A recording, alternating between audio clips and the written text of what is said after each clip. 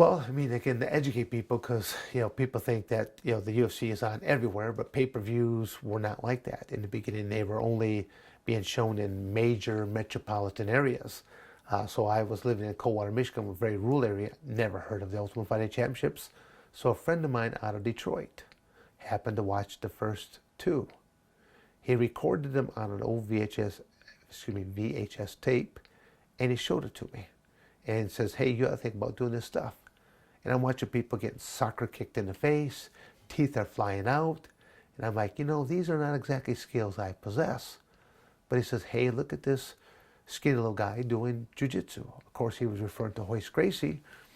And I'd never been exposed to jiu-jitsu at that point in time. But I thought, kind of looks like wrestling to me. And I figured if a man was close enough to throw down upon me, I either step back, get out of range, or I close the distance before he gets any real mustard onto it. And that little premise right there has actually served me quite well over all of these years. So that's how I heard about it. I simply filled out an application, sent that on in. Nobody ever returned my phone call. I was told that they were receiving a couple hundred applications on a daily basis. So my stuff just got lost in the woodworks. So just a couple phone calls were made to the office to one of the owners, Art Davie. Art Davie and Jorge Gracie were the first two original owners of the Ultimate Fighting Championships. And I happened to be going out to Los Angeles on a professional wrestling card, wrestling Hawk of the Road Warriors. So Art Davie came out, watched me in my professional wrestling match, and then he conducted his personal interview afterwards. And the very first thing he ever said to me was, "You do realize what we do is real, don't you?" I don't know what he was trying to insinuate about professional wrestling, because I always tell people, when they see those 4 belts, I'll say they all recognize the UFC. And then they'll see the NWA belt, and they'll say, "Well, what is that?" And I said, that stands for National Wrestling Alliance. It's a professional wrestling belt. And they're like, "Professional wrestling?" I go, "Well, kind of like what you would see on television, WWE, TNA." And they're like, "Wow." And they'll say, "You mean the fake stuff?" I can say, "Well, no professional wrestler ever likes to use the word fake, because to be picked up and to be bodily slammed, to be hit with chairs," I said, "that takes impact, that takes force, and there's trauma to the body." I said, "My stock answer about professional wrestling is professional wrestlers are some of the most incredible athletes doing some of the most incredible athletic maneuvers without the aid of a safety net." Okay, now with that said, I go, "You see these 4 belts here? You do recognize these 3 back here, the UFC belts." I said, what you might be surprised to hear is I've been hurt far worse for that one single belt there for the world of professional wrestling than I have been in all 3 of these belts combined. And that boggles their mind.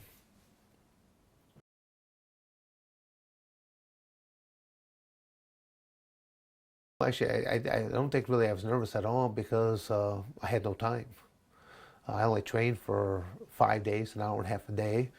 And that was just because my workout partners got too tired too quickly.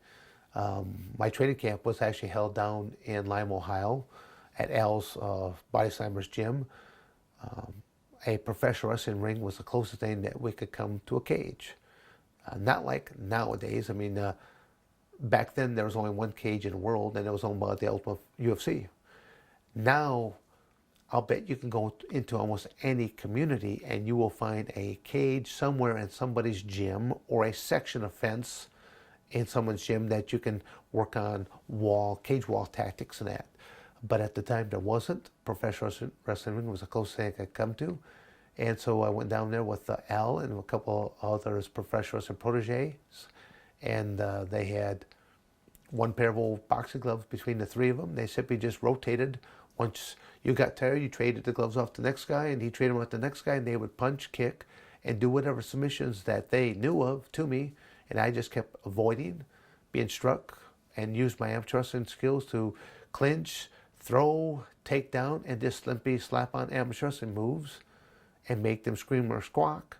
And that was my training camp. And people say, "Well, what does amateur wrestling moves do for you?" Well, what a lot of people don't realize is in the world of amateur wrestling, You are learning principles of leverage. But what does that leverage equal? It equals pain. You're not out there tickling somebody to roll them on the back, to pin them. You are imposing your will. You're using mechanical leverage. You're putting them into pain. That's the only way that you're going to be able to put them on the back and actually pin them. Well, I mean, for someone that put in such a little effort in their preparation, I think I made my mark quite well. My very first match ever, going against Anthony Macias, no one had ever seen another man pick up a man and basically launch him, bodily launch him, and that was with the belly back suplexes that I did to him a couple in a row. Now, what they'll never know about this, had I pulled out the very first move, was going to be a belly to belly, but because Anthony Macias, his body, he was like covered in baby oil. And again, that's a rule now that has been put in place. At the time, it was carte blanche then. My arms slipped from his waist and went all the way up to his armpits. When I threw the first one, I landed on my own back and shoulders and stuff like this, where had I been able to grip down nice and low, would have launched him, the front of his face would have hit and not the back. And that would have been a very devastating impact had I pulled off that. You only had two rules to abide by, and that was no biting, no eye gouging. No weight classes, no time period, bare-knuckled action, and they had the 8-man tournament. You had to face and defeat 3 opponents in the same 2-hour pay-per-view that still runs to this day. But most people are familiar with the terms mixed martial arts. Mixed martial arts, that phrase really has only truly been coined since about the middle 2000s. And mixed martial arts has approximately 37 rules that pertain to it, whereas unlike the NHB or that no-holds-barred era, only had 2. Tournament winner walked away with $50,000. So a far cry short of what the guys walk away with today, but at the same token, I can't complain. I made the most money at the time, but talk to what a football player made 20 years ago, what did a basketball player, what did a hockey player make 20 years ago. It differs from yesteryear to what athletes are making today because of better endorsement deals, better sponsorship deals, things of that nature. So it's just a different world altogether, so I can't complain. I knew it had quite the attraction. How do I equate it? Kind of like an accident. When you're driving down, why does everyone slow down to leer over at the accident? They don't want to look, but they look, nevertheless. When I had that first VHS tape that was given to me, it might be, I might have just put it in, one of my buddies might have just stopped by just for a moment, just to drop a tool or something like that off that he had borrowed from me. But he catch a glimpse of what was on the television. He goes, "What's that?" All I know is that they were in a hurry just to swing by, just to drop some off because they had to rush right on. Well, an hour later, they're still on my couch yelling and screaming at the television set. So I kept thinking, again, I'm watching them more than I'm watching what the content is on television. I kept thinking, well, I already knew that people are drawn by violence. I don't know why, but they are. It's quite the attraction where people gather just to watch whether it be pugilistic or just a good old-fashioned ass kicking. I mean, just or something else to fall somewhere in between the two. But people are attracted by violence, and I simply am thinking, you got 2 men inside of a cage, and there's only 2 rules. How much more plainer can it get than that?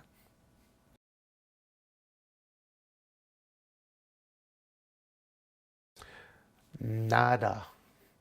There would be a lot of the guys that during that time period would have been interesting to have seen if a test could have been taken retrospect now to see how many guys could have passed. That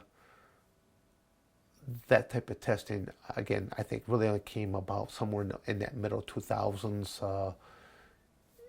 Going back again, they're just for the history lesson. the three different ownerships of the Ultimate Fighting Championships: Horace Gracie, Art Davie. First ownership, they sold it to Bob Meyerowitz of the Semaphore Entertainment Group out of New York. And then Bob Meyerowitz probably owned it at the worst time, because that's when you had Senator John McCain that was rallying all the different other senators, athletic commissioners, politicians, and legislators to do away with this barbaric sport. It's this human cockfighting. It was referred to as a lot of different things. And poor Bob owned it at the worst time, and actually it went out to Las Vegas to plead to the athletic commission and find out what changes could be made so that it would become a more susceptible sport. And again, what you had to look at is all these boxing commissions were headed up by boxing people. And so even when this new kid on the block is coming, it was a threat to the boxing industry. So a lot of things took place that I probably were unethical. Probably still continue to take place in different parts of the country, different parts of the world, because of the threat that mixed martial arts has to the boxing world. And it's really it is its own separate entity. There are still box events, just like there are kickbox events, just like there are wrestling events. It's just that in this arena of mixed martial arts, it's just that opportunity of throwing all of it together. Myself, I would have never pursued a boxing career, a kickboxing, or a Muay Thai career because I did not possess those skills. But knowing that I can use my amateur wrestling background, I felt secure in that aspect, because a man's got to be within arms or legs reach in order to kick or strike me. And I kept thinking pretty good about moving back or moving in to either circumvent or to clinch them before they're able to do anything. And that's even if you go back in time and were to look at the very first Ultimate Fighting Championships, it looked like the Wild Wild West, because you did have so many different people from different industries of athletic backgrounds that were one-dimensional. And I throw myself in that same category. You might have had just a boxer going up against a karate guy, or a jiu-jitsu practitioner going against, say, a savant, or a sumo that went up against a boxer. I mean, just, it was style versus style. And because the question that usually comes up time and time again is, when did the sport first evolve? I said, and I always tell people, as of UFC #1.